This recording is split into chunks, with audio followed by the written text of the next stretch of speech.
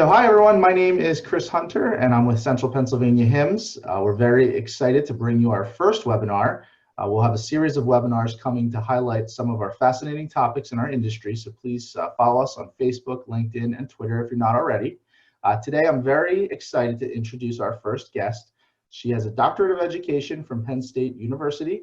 She is Provost and Chief Academic Officer at Harrisburg University of Science and Technology, and she is the Executive Director of the STEM Up Network.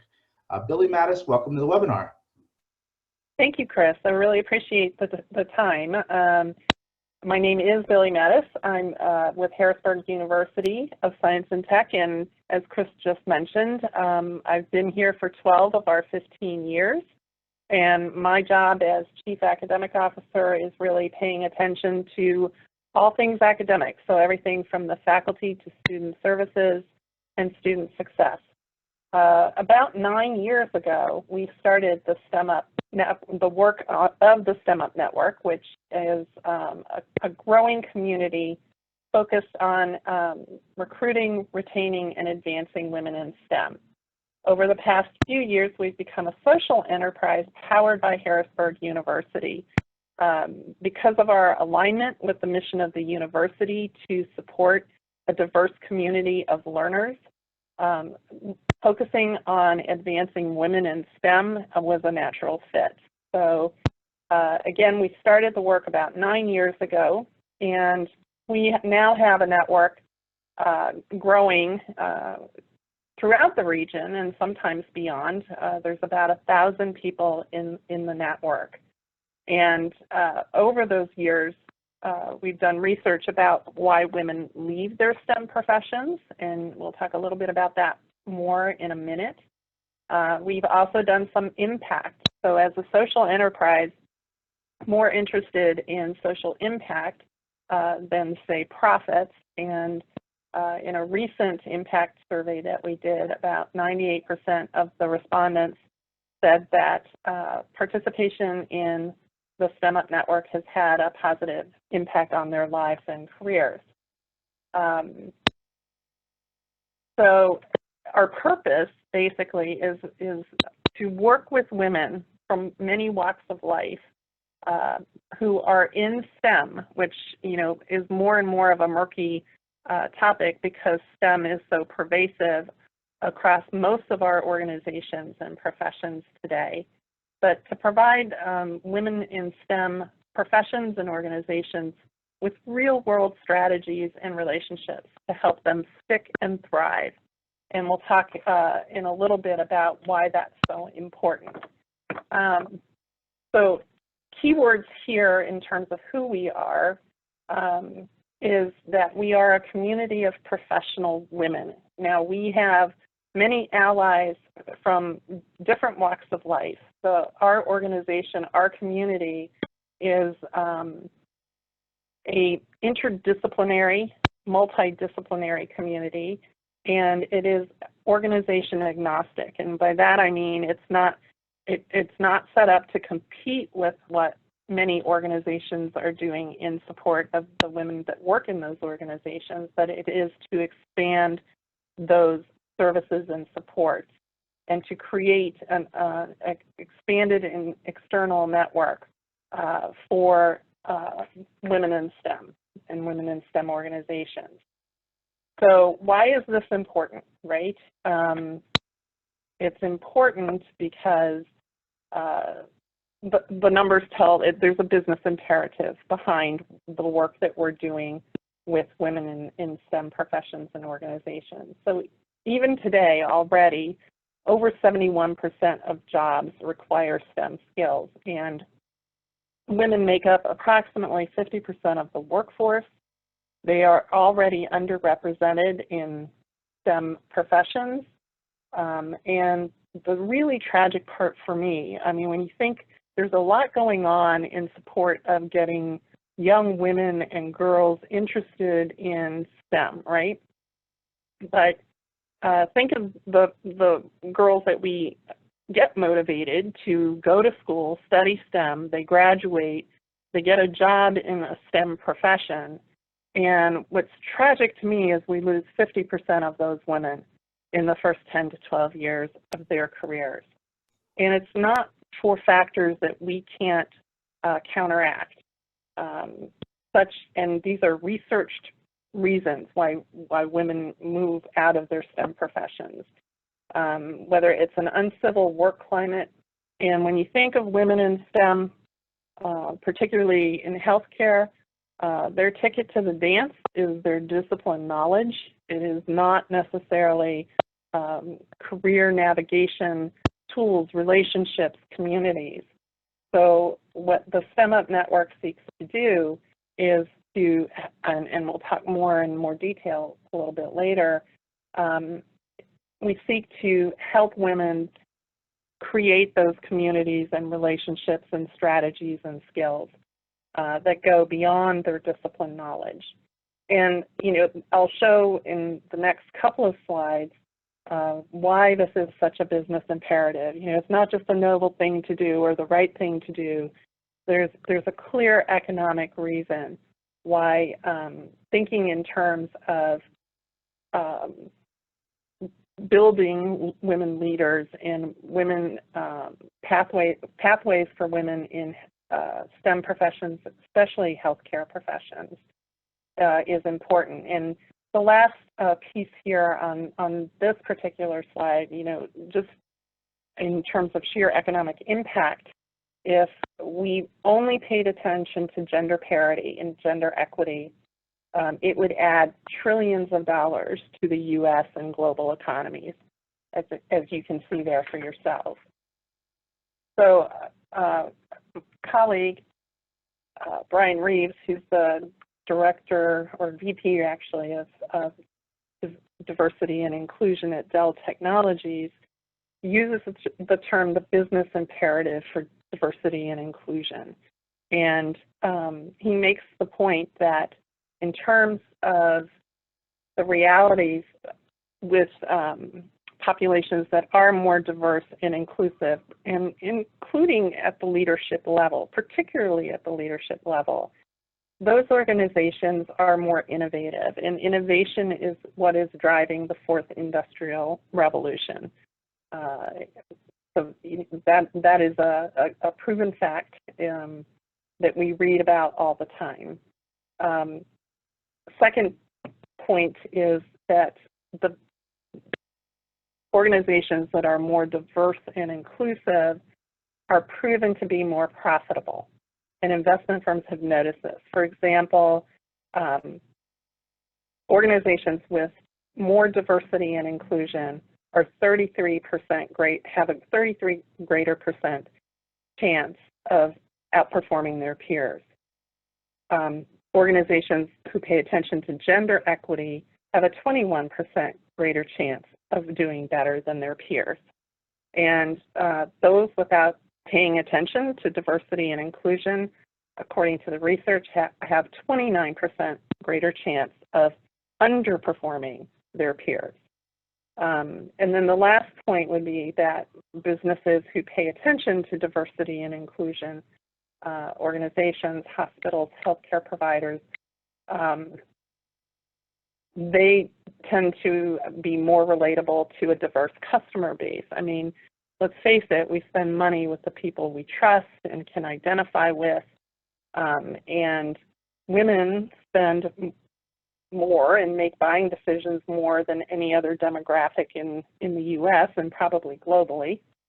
So there's a lot of conversation about design for women by women, as opposed to the implicit bias that is often seen in less diverse organizations and their resulting products and services and approaches. So again, continuing on the vein of what is the business case for gender parity and gender equity, certainly the business imperative, as my colleague Brian Reeves from Dell Technologies talks about it, makes a good business case in terms of innovation, profitability, and an expanded customer base. And then the final piece, just to make a point, I won't read these numbers to you, but the bottom line is there is a shortage of qualified workers vis-a-vis the number of openings that are being predicted and graduation rates that are being predicted. And that's exacerbated by the loss of women and minorities, particularly in the STEM professions, and exacerbated by underrepresentation. So, you know, in just looking at healthcare, right, HIMSS, for example, has 50,000 individuals and 570 corporations and 225 nonprofits represented. Yet in the workforce within healthcare, it is gender parity is achieved, but primarily in the lower echelons, not in the decision-making jobs. For example, only about 23% of executives in healthcare are women, and only as of 2019, only about 18% of CIOs and CTOs in hospitals are women. Hospitals and health systems are women. And, you know, there's a huge opportunity, given the business imperative, to do better than that, right? That's where the STEM Up Network comes in. Again, women who have studied to begin a STEM profession, have begun a STEM profession, we need to pay attention to those folks and give them the tools and networks and strategies to navigate their career, negotiate for what they want, have the connections to advance and thrive and stick in their professions. So the STEM Up solution, as we talk about a lot here, is, you know, the solutions seem pretty simple, but are not easy to implement. And we do a lot in terms of mentoring and leadership development, and particularly even having women potentially see themselves as leaders is not necessarily a natural progression as careers progress.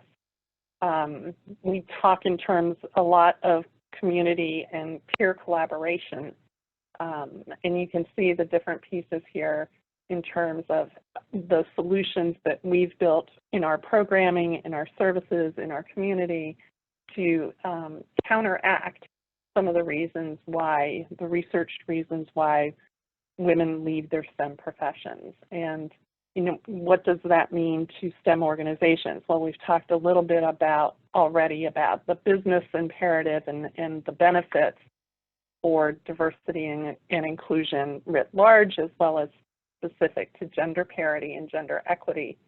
But it's really, for STEM organizations,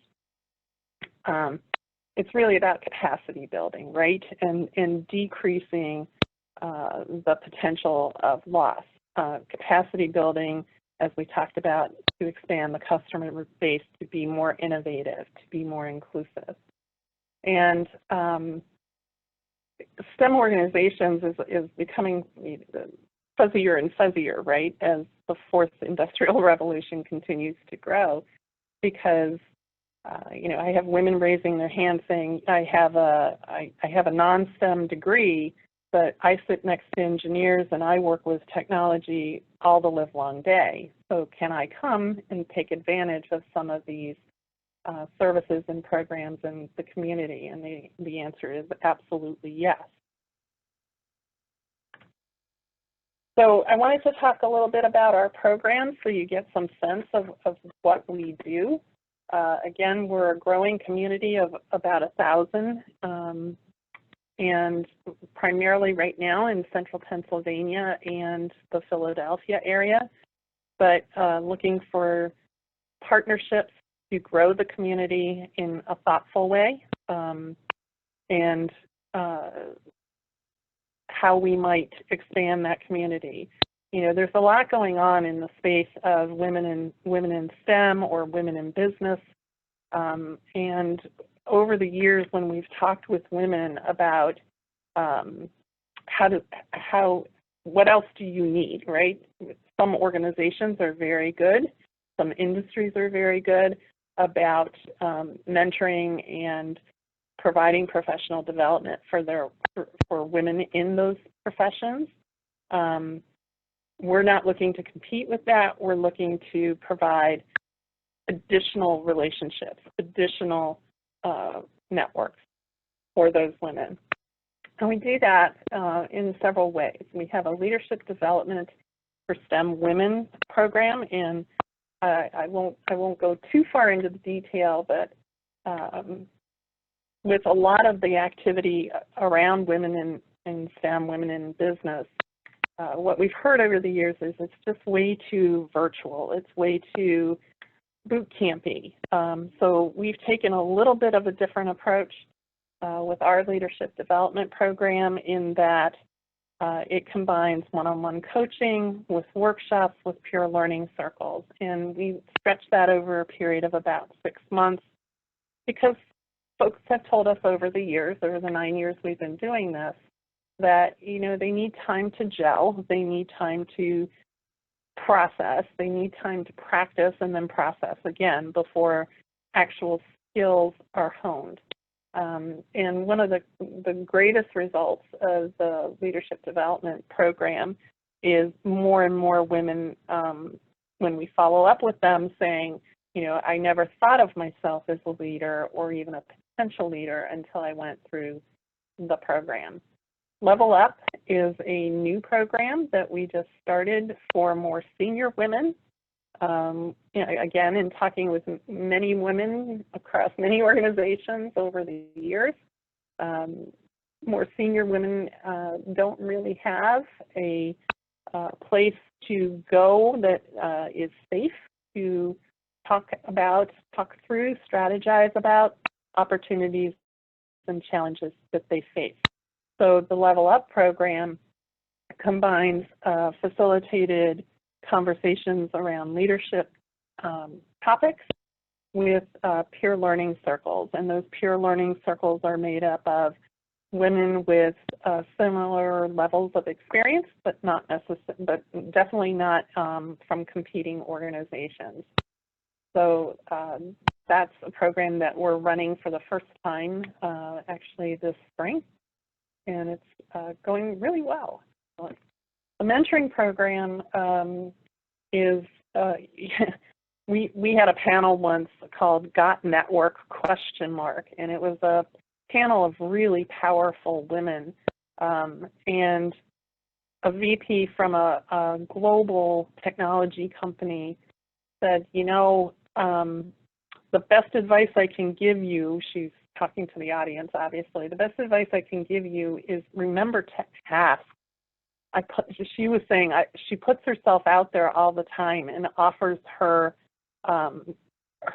as a connection and as a mentor, and very rarely, if ever, does anybody follow up on that offer.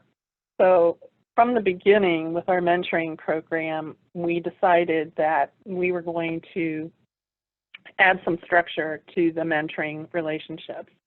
So there is an orientation that works with folks to talk about what makes a good mentor and which is a life skill in itself, and what makes a good mentee.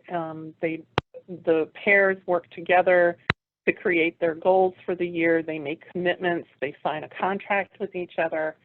Then along the way during the year, we have 2 or 3 workshops where the mentoring pairs can come together and network as well as learn new things.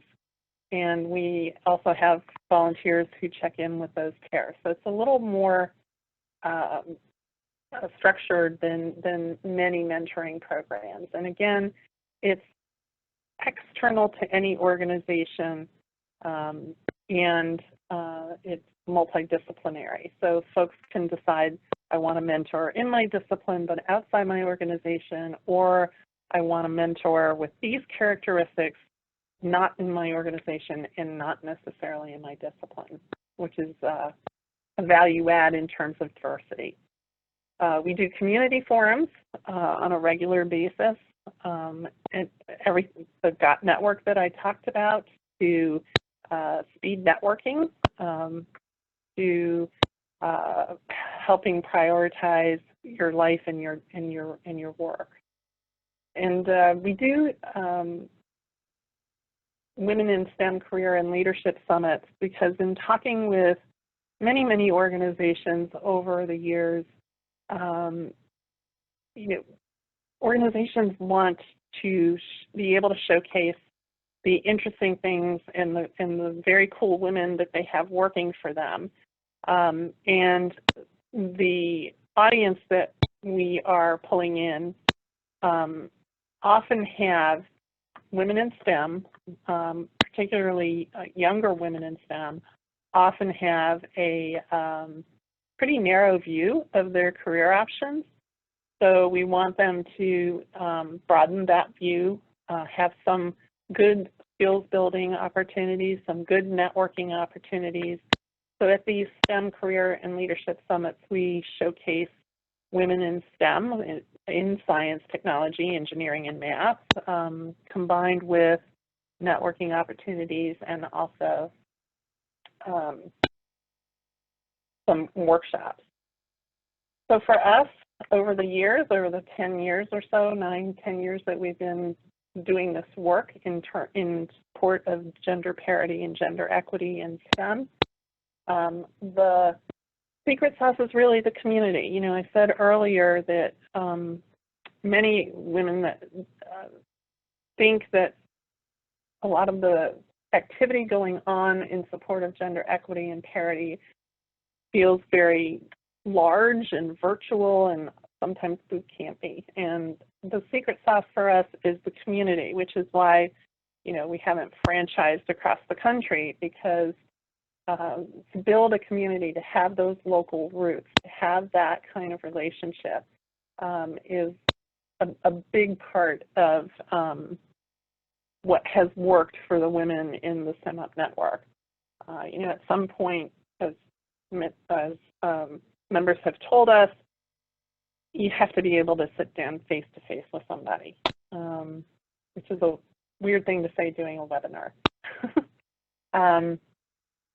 And for employers, they're looking for access to the talent pool. Again, as I mentioned earlier, you know, the proof for us is really the impact, by way of example, the impact study that we've done, where 98% of the respondents said that their participation had a positive impact. And we just asked 3 simple questions in that survey. And the last question was, if you did receive a positive impact from your participation, tell us your story. And those stories ranged everywhere from, it's nice to know you're not the only one, to through the leadership development programs that several women from our organization have gone through. People have stepped up to leadership positions and changed the entire leadership landscape of the organization. So lots of great stories over the years in terms of how we're moving the needle of gender equity in STEM professions to include healthcare. So we'd love for folks, the organizations and individuals and nonprofits that are part of the HIMSS membership to be involved with the STEM Up network. To join the communication flow is super simple. At our website, stemupnetwork.org, just go to sign up for the network. There's a button on our homepage. It's just a simple connection to a MailChimp form. Just fill that out and you'll start getting notices about what's going on in the STEM Up network. We also have sponsors and community affiliates and university affiliates. And would love also to have more healthcare professionals donate their time in support of gender equity for women in STEM. My email address is there, bmattes@harrisburgu.edu, as is Rubina Azizin. Rubina is our director for the STEM Up network. So we hope you'll be in touch with us and we can get you involved in the network. Thanks for your time. Excellent. Thank you, Billy. And I do have just two quick questions for you, if you don't mind. Sure. I'm in the business of employment, and I've spent time visiting thousands of facilities, and I find that one of the major things lacking is a lot of things you mentioned here with mentorship and leadership and networking. And I think a lot of individuals don't know how to get involved. And I think by going through this, I can see that that's where your group comes in and kind of guides them. The two things that I was interested in, the Level Up program, I saw that that's in Harrisburg as well as Philly. Can you kind of just go, if we have someone that's in the market and they're in maybe Harrisburg or Philadelphia, what do those programs look like? Is that an annual meeting once a year, a few times a year in those markets? Could you just kind of go into that a little bit if you don't mind? Sure, yeah. Much like the Leadership Development Program, the Level Up program is not a once and done. There are 5 sessions where folks come together face to face. And those 5 sessions are split between facilitated conversations on leadership topics as well as peer learning circles. And the program also includes 4 professional coaching sessions as well as a 360 leadership assessment. So some of the topics, the leadership themes that are covered include authenticity, visibility, presence, finding your voice, finding your place at the table, which many senior folks have already done. But how do you find your voice at that table, or make sure your voice is heard? So that program usually runs again over about 6 months. So it gives the senior women a chance to come together and form relationships and that are confidential rather, not confident, confidential and safe, and gives them some insight into their own leadership and how they might continue to develop that. What a great benefit. Does that answer your question? It does. That's such a great benefit. So I appreciate you kind of going into detail on that. I think the Level Up program is definitely something that it's something that I think I would see myself interested in if it was in a network that I was working in. So, and I also have Nathan Elliott's on the line. Nathan, I didn't know if you had any questions as well for Billy before we end today. I wanted to give you a chance if you did. Yeah, thanks, Chris. This is Nathan. I do have a question or two, and Billy, to some extent, this might be a restatement of some things you've covered, but just to articulate for viewers, we've talked a little bit about this being the programs and the reach being Central Pennsylvania, Harrisburg, Philly, so forth. Are there any geographic boundaries or participation criteria, anything that viewers should be aware of if they're reaching out? Any limitations if someone elsewhere in the Commonwealth of Pennsylvania wanted to participate, what should they know before they reach out to you? There are no restrictions in terms of geography and access. It's whatever's most convenient for the folks in Pennsylvania. We've also had participants come from Delaware, Maryland, New York, New Jersey. So our community is based in Central PA and Philly at this time, but certainly not limited to it. Okay, great, thank you. And my other question really had to do with, there could be individuals watching this recording who are maybe not in decision-making roles in their organizations, maybe they're not in executive positions, but what could they do? What could people who are kind of on the front lines of healthcare but are interested in this topic, how do you see those individuals either maybe participating themselves, but then I guess more so making others in their organization aware, or making this the STEM Up program or network more visible in their organizations? What strategies do you feel work best for that? First and foremost, I would encourage folks to sign up for the communication flow from the network. So they are aware of what we're doing and when we're doing it and where. And then share that within the organization, either with colleagues or also with managers, supervisors. Quite often, we build relationships with organizations at the organizational level. So if there's an interest in, there's not an awareness of the network, we'd be happy to talk with the right folks within the organization if somebody could point us to them about having the women in their organization participate in the network, again, as a complement to what's already being done within the organization to support their women professionals. Does that answer your question? It does, yes. Thank you very much.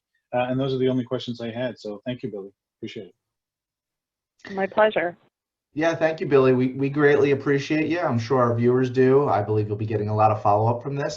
So thank you so much, and we appreciate your time today. Thank you.